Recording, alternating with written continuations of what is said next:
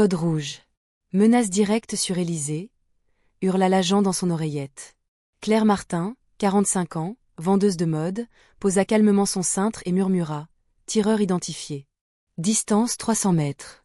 Elimination authorized. » Ce qui se passa ensuite révéla qui elle était vraiment. Bienvenue sur Récits extraordinaires. Avant de découvrir cette histoire incroyable de protection silencieuse et de courage présidentiel, dites-moi dans les commentaires de quelle ville regardez-vous cette vidéo aujourd'hui, et si vous croyez que les vrais gardiens de la République se cachent parfois derrière les sourires les plus ordinaires, appuyez sur ce bouton d'abonnement. Claire Martin arrivait à la boutique Élégance parisienne, chaque matin à exactement 9h. Pas 8h59, pas 9h01. 9h précises. Elle enfilait sa veste noire professionnelle, attachait ses cheveux châtains en chignon discret, et vérifiait que son badge d'employé était bien visible. Même routine depuis 6 ans. La boutique se trouvait rue du Faubourg Saint-Honoré, dans le 8e arrondissement de Paris. Quartier chic, clientèle aisée, à seulement 500 mètres du palais de l'Élysée. 50 mètres carrés de vêtements haut de gamme, vitrine élégante, emplacement privilégié. Claire connaissait chaque client par son prénom et ses préférences vestimentaires. Madame Dubois, épouse d'ambassadeur, préférait les tailleurs beiges. Monsieur Leclerc, dirigeant d'entreprise, achetait toujours des cravates Hermès. Sophia, influenceuse mode, cherchait constamment les dernières tendances. Claire avait cette mémoire parfaite des goûts et des habitudes qui fait les excellentes vendeuses. Claire a un don pour la mode, disait souvent Valérie, la propriétaire de la boutique. Elle sait toujours quoi proposer à nos clients. Et elle ne se trompe jamais sur les tailles. C'était vrai. Mais ce dont venait d'ailleurs, d'une époque où elle devait évaluer rapidement la morphologie des gens pour d'autres raisons. Détection de port d'armes dissimulées, évaluation des capacités physiques, identification des menaces potentielles. Ses collègues l'appréciaient énormément. Discrète, efficace, jamais de retard, jamais de conflit. Claire était cet employé modèle dont rêvent tous les patrons. Elle gérait les stocks avec une précision militaire, organisait les livraisons avec une logistique parfaite, accueillait les clients avec une courtoisie irréprochable. Il y avait juste une chose que ses collègues trouvaient curieuse. Claire avait une façon particulière d'observer la rue. Pas comme quelqu'un qui s'ennuie ou qui guette les clients. Comme quelqu'un qui surveille. Qui analyse. Qui évalue. Tu regardes quoi dehors ? Lui avait demandé un jour Émilie, sa collègue. Les passants, avait répondu Claire avec son sourire habituel. J'aime observer les gens. Ce qu'elle ne précisait pas, c'est qu'elle identifiait automatiquement les plaques d'immatriculation suspectes, mémorisait les visages inconnus qui repassaient plusieurs fois, notait les véhicules garés anormalement. Claire habitait un petit appartement rue de Rivoli, à 10 minutes de la boutique. 2 pièces sobres, décorées avec goût, vie tranquille de célibataire quadragénaire. Ses voisins la trouvaient charmante. Polie, discrète, toujours bien habillée. Ce qu'ils ne voyaient pas, c'est que son placard contenait quelque chose qu'aucune vendeuse n'aurait dû posséder, un arsenal complet de protection rapprochée. Gilet pare-balles, armes de poing, lunettes de vision nocturne, matériel de communication crypté. Et dans un coffre sécurisé, ses médailles de service. Médaille de la sécurité intérieure. Ordre national du mérite. Légion d'honneur. 12 décorations françaises et 8 décorations étrangères, pour des missions de protection qui n'existaient pas dans les journaux. Car Claire Martin avait un secret. Le plus grand secret du 8e arrondissement. Chaque soir, en rentrant de la boutique, elle regardait les informations politiques avec des yeux qui analysaient automatiquement les dispositifs de sécurité visibles, qui évaluaient les failles potentielles dans les déplacements présidentiels, qui anticipaient les menaces possibles. Des yeux qui se souvenaient de Washington en 2008. De Londres en 2012. De missions de protection qui n'avaient pas de nom dans des pays où la sécurité présidentielle était une question de vie ou de mort. Claire avait rejoint le GSPR, groupe de sécurité de la présidence de la République, à 25 ans, après l'École nationale de police. Brillante analyste, réflexe exceptionnel, elle était devenue l'une des premières femmes agents de protection rapprochée au plus haut niveau. 15 ans de service, spécialisée en contre-sniper et sécurité périmétrique. Ses collègues l'avaient surnommée « l'ombre ». Parce qu'elle était toujours là où il fallait, invisible mais efficace, prête à donner sa vie pour protéger la République. 3 présidents protégés, 12 tentatives d'attentats déjouées, 0 échec de mission. Sa dernière intervention avait été à Marseille. 2018. Visite présidentielle, meeting politique en plein air. Sniper détecté sur un toit à 400 mètres. Claire l'avait neutralisé en moins de 30 secondes, sauvant la vie du président et de 3000 personnes. Mission accomplie, mais traumatisme psychologique. Tuer, même pour sauver des vies, laisse des traces. Officiellement, l'agent Claire Dubois avait demandé sa mutation vers un poste moins exposé. Claire Martin était née 6 mois plus tard. Nouvelle identité, nouvelle mission. Pas vraiment une retraite, plutôt une reconversion sous couverture. Les services avaient besoin de quelqu'un dans ce quartier sensible, près de l'Élysée, quelqu'un d'invisible qui pourrait surveiller discrètement sans éveiller les soupçons. « Je veux continuer à servir », avait-elle dit à son chef. Mais différemment. Plus discrètement. Et où passe-t-on plus inaperçu que derrière un comptoir de vêtements ? 6 ans s'étaient écoulés. 6 années de service silencieux. Claire pensait parfois à son ancienne vie comme à un cauchemar nécessaire qu'elle avait laissé derrière elle. Seuls quelques réflexes persistaient.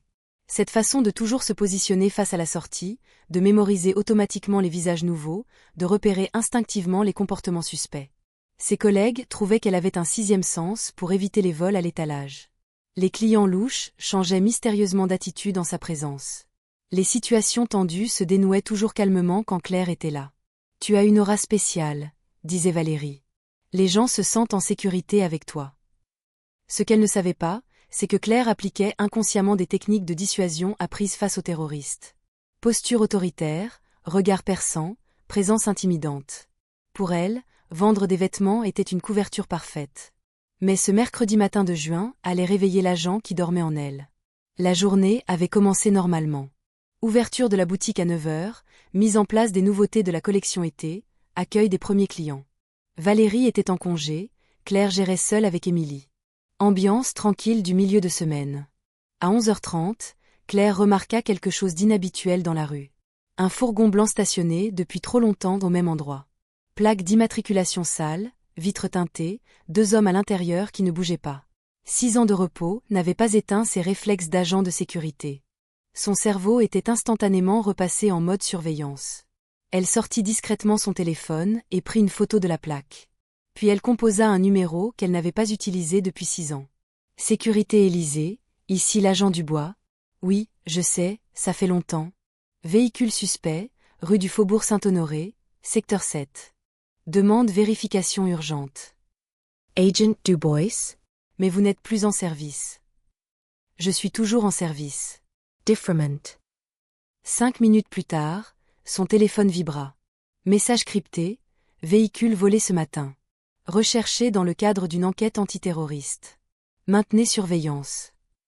Claire raccrocha et continua de servir ses clients, mais son esprit était déjà en alerte maximale. Un fourgon volé dans ce quartier, à cette distance de l'Élysée, ce n'était pas un hasard. Elle observa discrètement les 2 hommes. L'un surveillait la rue, l'autre consultait son téléphone régulièrement. Comportement d'attente. Il préparait quelque chose. À 12h15, son téléphone vibra de nouveau. Cette fois, c'était un message d'alerte générale du GSPR, code orange. Visite présidentielle improvisée, secteur 8e arrondissement. 14h. Tous les agents en surveillance renforcée. Claire se figea. Une visite présidentielle non programmée, un fourgon suspect, 2 hommes en surveillance. Les pièces du puzzle s'assemblaient dans sa tête. Elle regarda l'heure. 12h17. Si le président devait passer dans le quartier à 14h, elle avait moins de 2 heures pour évaluer la menace et prendre les mesures nécessaires. Claire se dirigea vers l'arrière-boutique et ouvrit discrètement un casier qu'elle n'avait pas touché depuis 6 ans. À l'intérieur, son ancien équipement d'intervention. Oreillette cryptée, gilet pare-balles discret, arme de service. Elle enfila le gilet sous sa veste de travail, glissa l'arme dans son sac à main, et mit l'oreillette. Centrale, ici Émeraude. Demande réactivation temporaire. Emeraude, Agent Dubois. Qu'est-ce que vous? Menace potentielle sur secteur présidentiel. Je suis sur zone, je demande autorisation d'intervention. Attendez, accord du chef. Vous êtes réactivé. Quel est votre statut? Couverture civile maintenue. Position d'observation privilégiée. Prête à intervenir. À 13h45, Claire vit le dispositif de sécurité se mettre en place. Policiers en civil aux angles des rues, équipe cynophile, véhicule de sécurité. Le président allait vraiment passer. À 13h50, elle vit les 2 hommes du fourgon descendre et se diriger vers un immeuble en face de la boutique. L'un portait un sac de sport, l'autre un étui long et fin. Claire n'avait plus aucun doute. Tentative d'assassinat en préparation. Elle composa immédiatement le numéro d'urgence, centrale, ici Émeraude. 2 suspects armés en position de tir. Immeuble Haussmann, 3e étage. Intervention immédiate requise. Reçu Émeraude. Équipe raid en route. ETA 8 minutes. Trop tard. Cortège présidentiel arrive dans 6 minutes. Claire prit une décision. Pour la première fois depuis 6 ans, elle allait sortir de sa couverture. Elle dit à Émilie, « Je reviens dans 10 minutes », et sortit de la boutique. Dans la rue, elle adopta immédiatement sa démarche d'agent de sécurité. Plus de vendeuse timide, plus de sourire commercial. Épaule droite, regard dur, autorité naturelle retrouvée. Elle traversa la rue et pénétra dans l'immeuble. L'accès était libre, pas de gardien. Elle monta les escaliers 2 à 2, main sur son arme. Au 3e étage, elle entendit des voix derrière une porte. Français avec accent étranger. Préparatifs de tir, calcul de distance, synchronisation avec le passage du cortège. Claire évalua la situation. 2 hommes armés, probablement fusils de précision, position de tir idéale sur la rue. Le président allait passer dans 3 minutes exactement. Elle sortit son arme et frappa à la porte. Police. Ovrez. Silence à l'intérieur. Puis des mouvements brusques, des chuchotements. Claire n'attendit pas. Elle enfonça la porte d'un coup d'épaule et pénétra dans l'appartement, arme au poing. Personne ne bouge. Main en évidence. Les 2 hommes étaient près de la fenêtre. L'un tenait un fusil de précision, l'autre des jumelles. Ils se retournèrent, surpris. Code rouge. Menace directe sur Élysée, hurla l'agent dans son oreillette. Mais Claire, elle, avait déjà posé calmement son cintre 1 heure plus tôt et murmurait maintenant dans son micro. Terror identify. Distance 300 mètres. Elimination authorized. Ce que personne ne savait dans le quartier, c'est que Claire Martin n'avait jamais vraiment été vendeuse. Son vrai nom était Agent Claire Dubois, ancienne du GSPR, groupe de sécurité de la présidence de la République, 15 ans de protection rapprochée au plus haut niveau. Et pendant que 2 terroristes menaçaient la vie du président, elle était déjà en train de sauver la République. Posez vos armes. Immédiatement. Ordonna Claire d'une voix qui ne souffrait aucune discussion. Le premier homme hésita, regarda son complice. Claire vit qu'il calculait ses chances. Erreur. Je vous préviens une seule fois. Je suis agent de protection présidentielle. Résistance est inutile. Le 2e homme tenta de lever son fusil vers elle. Claire n'hésita pas une seconde. Formation, réflexe, 15 ans d'entraînement. Elle tira 2 fois, avec la précision chirurgicale qu'elle n'avait jamais perdue. 2 balles, 2 cibles neutralisées. Dans son oreillette, elle entendit « Émeraude, statue ». Menace neutralisée. 2 suspects hors d'état de nuire. Sécuriser la zone. Reçu. Cortège présidentiel peut poursuivre. Excellent travail, agent. Claire rangea son arme et redescendit calmement dans la rue. Les équipes du raid arrivaient, sirène hurlante. Elle leur indiqua l'étage, leur donna un briefing rapide, puis traversa la rue pour retourner à sa boutique. Émilie l'attendait, inquiète. « Claire. Qu'est-ce qui se passe ? Toutes ces sirènes. » Claire sourit et remit sa veste de vendeuse. Un problème dans l'immeuble d'en face. Rien de grave. 10 minutes plus tard, le cortège présidentiel passait devant la boutique. Le président saluait la foule derrière les vitres blindées de sa voiture, ignorant qu'il devait sa vie à la vendeuse qui arrangeait calmement ses étalages derrière sa vitrine. Claire le regarda passer avec la satisfaction du devoir accompli. Mission réussie, République protégée, couverture maintenue. C'est beau de voir le président, dit Émilie, excitée. Oui, répondit Claire simplement. C'est notre République. Les heures qui suivirent furent surréalistes. Enquête de police, médias sur les lieux, hypothèses sur cette tentative d'attentat déjouée par une intervention remarquable des forces de sécurité. Claire regardait tout ça de sa boutique, invisible dans son rôle de vendeuse. Le soir même, son chef du GSPR vint la voir. « Agent Dubois », dit-il quand ils furent seuls dans la boutique fermée. Claire se tourna vers lui et se mit instinctivement au garde à vous. « Chef. Magnifique travail aujourd'hui. Comme toujours. »« Merci, chef. » Simple réactivation temporaire. Il la regarda longuement. « Claire, cette couverture, vous ne regrettez pas ? Vous pourriez reprendre du service actif. Votre expertise. Claire secoua la tête. Non, chef. Ma place est ici. Au contact des gens normaux. C'est ça, protéger la République. Expliquez-moi. Claire regarda autour d'elle, les vêtements soigneusement rangés, les accessoires élégants, cette vie normale qu'elle avait construite. Protéger le président, c'est important. Mais protéger ce pour quoi il se bat, c'est encore plus important. Cette liberté, cette normalité, cette vie quotidienne paisible. C'est ça, la vraie République. Son chef acquiesça, touché par cette philosophie. Et puis, ajouta Claire avec un sourire, de cette boutique, j'ai une vue parfaite sur l'Élysée. Vous ne pourriez pas rêver d'un meilleur poste d'observation. Le lendemain matin, Claire Martin arriva à la boutique Élégance parisienne, à 9 heures précises, comme d'habitude. Même veste noire, même chignon discret, même sourire professionnel. Mais quelque chose avait changé. Ses collègues la regardaient différemment. Pas parce qu'elle savait, elle ne savait pas, mais parce qu'elle sentait quelque chose. Une assurance nouvelle, une sérénité plus profonde. Tu as l'air en forme aujourd'hui, dit Émilie. J'ai bien dormi, répondit Claire. Et c'était vrai. Pour la première fois depuis 6 ans, elle avait dormi du sommeil du juste. Dans la journée, plusieurs clients nouveaux vinrent dans la boutique. Pas pour acheter, juste pour regarder, pour évaluer. Claire les reconnaissait immédiatement, agents de sécurité en civil, qui venaient vérifier que tout était normal. Elle les servait avec son professionnalisme habituel, échangeant parfois un regard complice, un code discret. La communauté du renseignement prenait soin des siens. Une semaine plus tard, Valérie revint de congé. Elle trouva Claire plus épanouie que jamais. « Il s'est passé quelque chose en mon absence ?» demanda-t-elle. « Pas grand-chose » répondit Claire. « Une semaine tranquille. » Mais Valérie remarqua autre chose. Leurs ventes avaient explosé. Beaucoup de nouveaux clients, beaucoup d'achats importants. « Comment tu as fait ça ?» Claire Surratt. Service client de qualité. Les gens aiment se sentir en sécurité quand ils font leurs achats. Ce qu'elle ne précisait pas, c'est que la moitié de ses nouveaux clients étaient des agents de sécurité qui venaient officieusement la remercier.